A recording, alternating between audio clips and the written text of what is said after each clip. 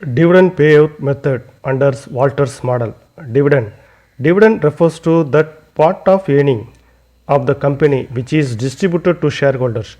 Shareholders would like to receive a higher dividend as it increases their current wealth, but for the company, retention of profits would be desirable as it provides funds for financing the expansion and growth plans.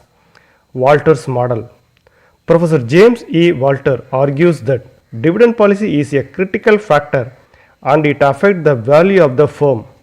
According to the Walters model, dividend policy depends on the firm internal rate of return and cost of capital. Walters' view on optimum dividend payouts are classified into three firms. The first is growth firm R greater than K. Here rate of return is greater than cost of capital.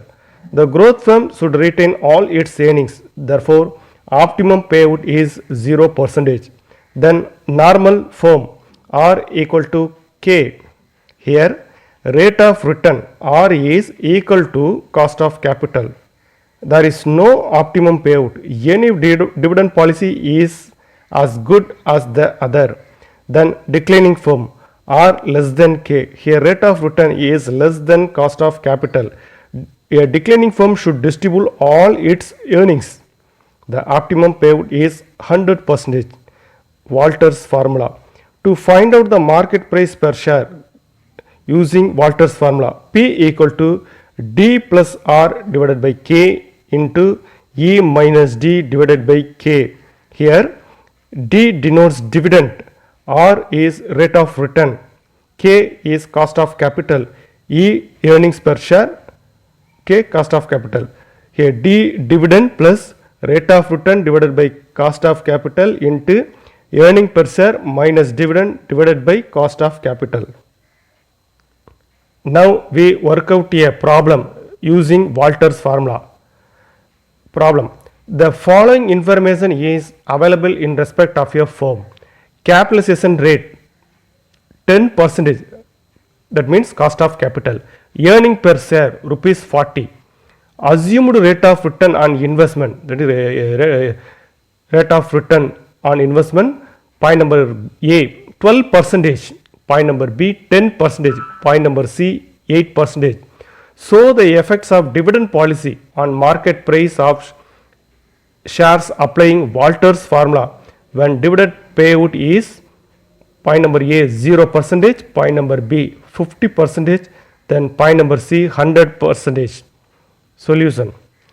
The market price per share, that means P equal to D plus R divided by K into E minus D divided by K. D for dividend, R rate of return, K for cost of capital, earning per share minus dividend divided by cost of capital.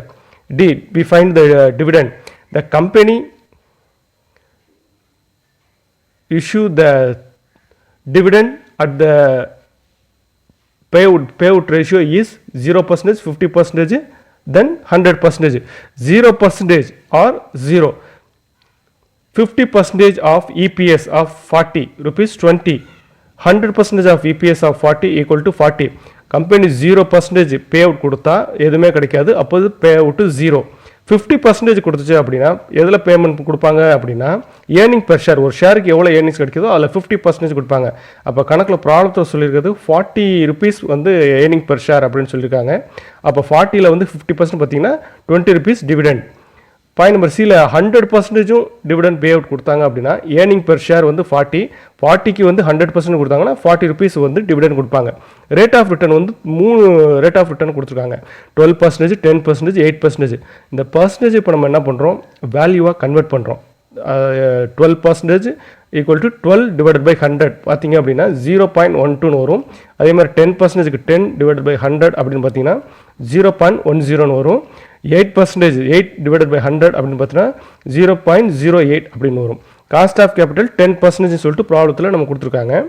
10% divided by 10 divided by 100 equal to 0.10 அப்படின்னு வரும். Earnings per share 40. இது இருக்கக்கூடிய D, R, K, இ எல்லாமே என்ன பண்ணுறோம், இந்த Walters ஃபார்முலாவில் அப்ளை பண்ணுறோம். டி நமக்கு தெரியும் 0, 20, 40 or 0.12, 0.10, 0.08, E 40 rupees, K cost of capital 0.10. இதை நம்ம அப்படியே ப்ராப்ளத்தில் ஃபார்முலாவில் அப்ளை பண்ணுறோம். இந்த ப்ராப்ளத்தை நம்ம மூணாக பிரிக்கிறோம். First market price per share if pay out 0%, 0% கொடுத்தாங்க அப்படின்னா ஏர்னிங் பெர் ஷேர் 40 ரூபா அப்படின்னு சொல்கிறோம். 40 ரூபாய்க்கு 0% பார்த்தீங்கன்னா டிவிடெண்டு 0. நம்ம என்ன பண்ணுறோம், ரேட் ஆஃப் ரிட்டர்னை 3 டைப்பாக பிடிச்சிருக்கோம். ரேட் ஆஃப் ரிட்டர்ன் வந்து 12% இருக்குது, 10% இருக்குது, 8% இருக்குது. முதல்ல 12% என்ன பண்ணுறோம், அந்த ஃபார்முலாவில் அப்ளை பண்ணுறோம். ஃபார்முலாவில் D + R divided by K into E - D. டிங்கிறது டிவிடெண்ட் 0%க்கு 0 plus R divided by K. R நம்ம ஆல்ரெடி கண்டுபிடிச்சி வச்சுருக்கிறோம். R இங்கே வந்து 12%, பர்சன்டேஜ் வேல்யூவாக மாற்றினா 0.12 divided by rate of cost of capital 10%, 0.10 போட்டுக்கோம் இன்ட்டு E - D. ஈங்கிறது earning per share 40 rupees minus dividend. இந்த ப்ராப்ளத்தை பொறுத்த வரைக்கும் டிவிடெண்ட் வந்து 0% கொடுக்குறதுனால 0. அப்போ பார்க்குறோம் 0 ப்ளஸ் 0.12 டிவைடட் பை 0.10 போட்டிங்க அப்படின்னா 1.2 வரும். 40 minus 0 40 divided by 0.10. 0 plus 1.2 into 40 multiply பண்ணால் 48 divided by 0.1. 0 plus 48 48 divided by 0.10 பார்த்தீங்கன்னா ₹480 வரும். ஏர்னிங் பெர் ஷேர் அப்படின்னு பார்த்தீங்கன்னா ரேட் ஆஃப் ரிட்டர்ன் 12% இருந்து டிவிடெண்ட் 0% கொடுத்தா ஏர்னிங் பெர் ஷேர் வந்து ₹480. அது ரேட் ஆஃப் ரிட்டர்ன் 10%ல் பார்ப்போம். ரேட் ஆஃப் ரிட்டர்ன் 10%னா வேல்யூ வந்து 0.10 அப்படின்னு சொல்லிட்டு நம்ம ஏற்கனவே பார்த்து வச்சுருக்கிறோம். இப்போ இந்த ஃபார்முலாவில் அப்ளை பண்ணுறோம். D + R divided by K into E - D divided by K அப்படின்னு சொல்லிட்டு நம்ம அதெல்லாம் அப்ளை பண்ணுறோம். Dனா இங்கே டிவிடெண்ட் வந்து 0 ப்ளஸ் ரேட் ஆஃப் ரிட்டர்ன் வந்து 10%க்கு 0.10 divided by cost of capital 0.10 into E earning per share 40 minus dividend 0. 40 minus 0 40. 0.10 divided by 0.10 1 into 40 40 divided by 0.10 பார்த்தோம் அப்படின்னா ₹400 அப்படின்னு வரும். இது வந்து ரேட் ஆஃப் ரிட்டர்ன் 10%ஆக இருந்து டிவிடெண்ட் பே அவுட் 0%ஆக இருந்துச்சு அப்படின்னா மார்க்கெட் ப்ரைஸ் பெர் ஷேர் இருந்து ₹400. அதே மாதிரி ரேட் ஆஃப் ரிட்டர்ன் 8% பார்ப்போம். அப்போ 8% பார்க்கும்போது வேல்யூவாக வந்து 0.8. அந்த ஃபார்முலா அப்படியே அப்ளை பண்ணுறோம். Dividend 0 or 0.08 divided by cost of capital 0.10. Earning per share 40 minus dividend 0. 40 minus 0 40. 0.8 divided by 0.10 பார்த்தீங்க அப்படின்னா 0.8 0.8 divided by cost of capital 0.10. 0 அப்படியே வச்சுக்கிறோம். 0.8 இன்ட்டு 40 வந்து 32 divided by 0.10. 0 plus 32 divided by 0.12 பார்த்தோம் அப்படின்னா வேல்யூ வந்து ₹320. அதாவது மார்க்கெட் ப்ரைஸ் பெர் ஷேர் வந்து 320 வருது. அதாவது ரேட் ஆஃப் ரிட்டர்ன் 8% இருக்கும்போது. அப்போ ரேட் ஆஃப் ரிட்டர்ன் 12% இருக்கும்போது 480, ரேட் ஆஃப் ரிட்டர்ன் 10% இருக்கும்போது 400, ரேட் ஆஃப் ரிட்டர்ன் 8% இருக்கும்போது 320 இருக்குது. இப்போ என்ன பண்ணுறோம், மார்க்கெட் ப்ரைஸ் வந்து 50% மார்க்கெட் ப்ரைஸ் ஷேர் வந்து பே அவுட் 50% இஷ்யூ பண்ணுறதா இருந்தால், டிவிடெண்ட் 50% இருந்தால் எப்படி அப்படின்னு பார்ப்போம். டிவிடெண்ட் வந்து 50%, ஏர்னிங் பெர் ஷேர் வந்து 40 rupees அப்படின்னு சொல்லிட்டு ப்ராப்ளத்தில் கொடுத்துருக்கோம். 40ல் வந்து 50% பார்த்தீங்கன்னா ₹20 வந்து டிவிடெண்ட். இப்போ டி அப்படின்ற இடத்துல எல்லா இடத்துலையும் நம்ம என்ன பண்ணுறோம், 20 அப்ளை பண்ணுறோம். Rate of return 12, rate of return 10, rate of return 8 அந்த பேசிஸில் அப்ளை பண்ணும்போது டி இருக்கிற இடத்துல எல்லாம் 20 அப்படின்னு சொல்லி அப்ளை பண்ணுறோம். டி ப்ளஸ் 20 ப்ளஸ் 0.12, அதாவது ரேட் ஆஃப் ரிட்டர்ன் 12% இருக்கும்போது 0.12, ரேட் ஆஃப் ரிட்டர்ன் 10% இருக்கும்போது 0.10, ரேட் ஆஃப் ரிட்டர்ன் 8% இருக்கும்போது 0.80 அப்படியே அப்ளை பண்ணிட்டு வந்தோம் அப்படின்னா வேல்யூ வந்து 20 plus 1.2 into 20 24, 20 plus 24 44 divided by 0.10 இங்கே வந்து 440 மார்க்கெட் ப்ரைஸ் பர் ஷேர் அப்படின்னு வருது. அதே மாதிரி ரேட் ஆஃப் ரிட்டர்ன் 10% இருக்கும்போது 20 ப்ளஸ் 0.10 டிவைட் பை 0.101 வரும். 40 மைனஸ் 20 20 வரும்.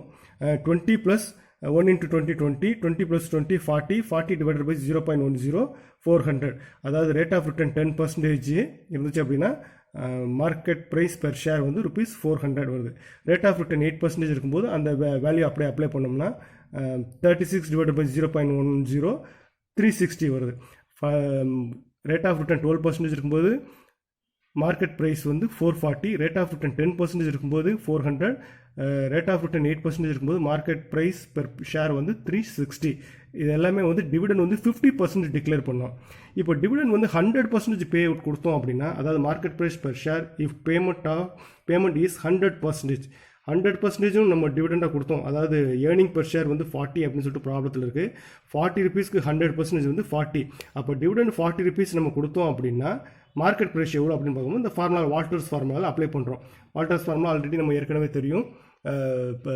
D plus R rate of return divided by cost of capital into earning per share minus dividend divided by cost of capital. அதே ஃபார்முலாவில் அப்படியே நம்ம அப்ளை பண்ணுறோம். டி இருக்கிற இடத்துலலாம் வந்து 40, ஏன்னா நம்ம வந்து டிவிடெண்ட் 40 ருபீஸ் 100%க்கு ஏர்னிங் பெர் ஷேர் 40க்கு 40 ருபீஸ் வேல்யூ வருது. அப்போ டி அப்படிங்கிற இடத்துல எல்லாத்தையுமே நம்ம 40 ருபீஸ் அப்ளை பண்ணோம் அப்படின்னா என்ன வேல்யூ வருது அப்படின்னா 400 வருது. அதே மாதிரி ரேட் ஆஃப் ரிட்டர்ன் 10% இருக்கும்போது பார்த்தீங்கன்னா 400 வருது. ரேட் ஆஃப் ரிட்டர்ன் 8% இருக்கும்போது ருபீஸ் 400 வருது. இப்போ ரேட் ஆஃப் ரிட்டர்ன் 12% பார்க்குறோம். 40 plus rate of return 12% 0.12 divided by cost of capital 0.10, earning per share 40 minus dividend 40, 40 minus 40 0. அப்போ 40 plus 1.2 எப்படி வருதுன்னா 0.12 divided by 0.10 பார்த்தீங்கன்னா 1.2 வேல்யூ பார்த்தோம் அப்படின்னா 40 plus 1.2 into 0 0. அப்போ 40 வரும். 40 டிவைட் பை 0.10 400. அதே மாதிரி இங்கே வரும்போது dividend 40 plus rate of return 0.10 divide by cost of capital 0.10, 0.10 divide by 0.10 1, 40 minus 40 0. அப்போ 0 into 1 0, 40 அப்படியே இருக்குது. 40 டிவைட் பை 0.10 400. அதே மாதிரி ரேட் ஆஃப் ரிட்டர்ன் 8% இருக்கும்போது dividend 40% plus rate of return 0.8 divided by cost of capital 0.10, earning per share 40 minus dividend 40, 40 minus 40 0, 40 plus 0.8 into 0 0. அப்போ 40 அப்படியே வச்சுக்கிறோம். 40 divided by 0.10 rupees 400. அப்போ டிவிடெண்ட் பே அவுட் 100% பேமெண்ட் கொடுக்கும்போது ரேட் ஆஃப் ரிட்டர்ன் 12% இருந்தால் rupees 400 market price per share. Rate of return 10% இருந்தால் market per share 400. rate of return 8% இருந்தால் market per share rupees 400. இப்போ conclusion. Point number 1. When rate of return is 12% or rate of return less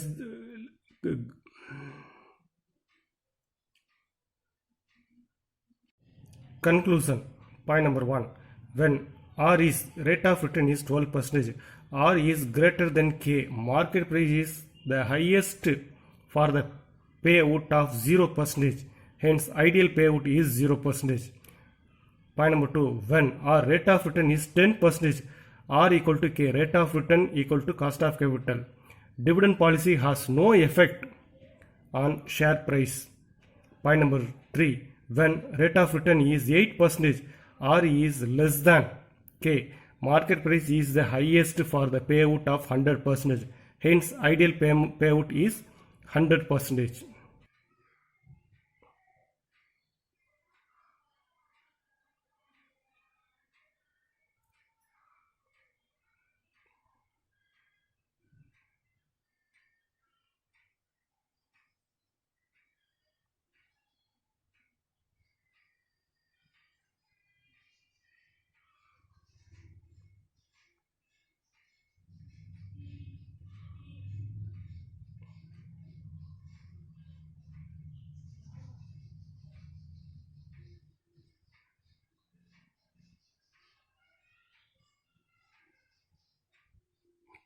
Thank you.